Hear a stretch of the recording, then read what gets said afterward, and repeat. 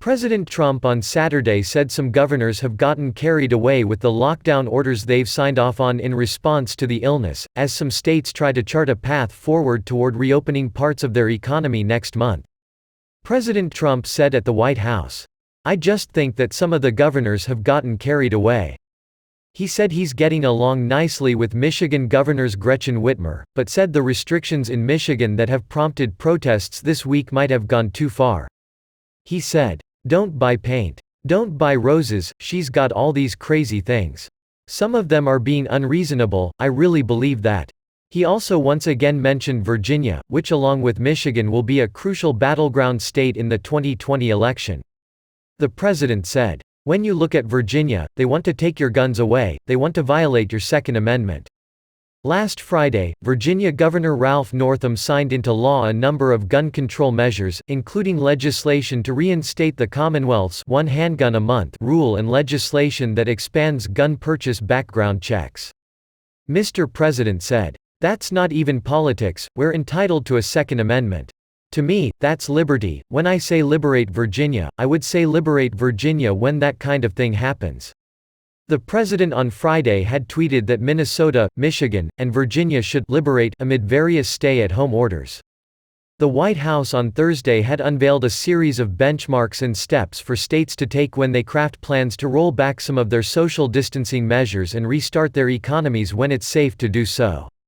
On Saturday, Mr. President mentioned Texas, Vermont, Montana, Ohio, and North Dakota as among states that are planning to reopen some businesses in the near term or are in the midst of crafting plans to do so.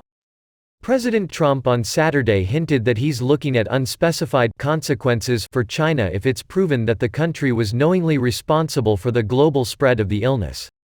Mr. Trump said at the White House, "If they were knowingly responsible, certainly. If it was a mistake is a mistake. But if they were knowingly responsible, yeah, then there should be consequences." He said, "I haven't ruled out anything, I want to look at the facts as they come in." During the White House briefing on the crisis, President Trump repeatedly cast doubt on the death toll being reported by China, where the virus was first discovered late last year. He said Saturday that the spread could have been stopped in China before it started and it wasn't, and the whole world is suffering. U.S. officials are looking into the possibility that the spread of the virus originated from a research lab in Wuhan, perhaps unwittingly, rather than from a nearby wet market in Wuhan. President Trump said, "It depends, was it a mistake that got out of control or was it done deliberately? I think they were embarrassed, I think they knew it was something bad and I think they were embarrassed." Mr. Trump has moved to withhold U.S. funding for the World Health Organization, saying the group flubbed the response to virus by too eagerly accepting Beijing's narrative about the extent of the problem in China.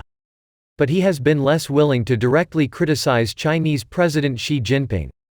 He said, "I don't want to embarrass countries that I like and leaders that I like." Also, Trump had said in January that China was working very hard to contain the illness.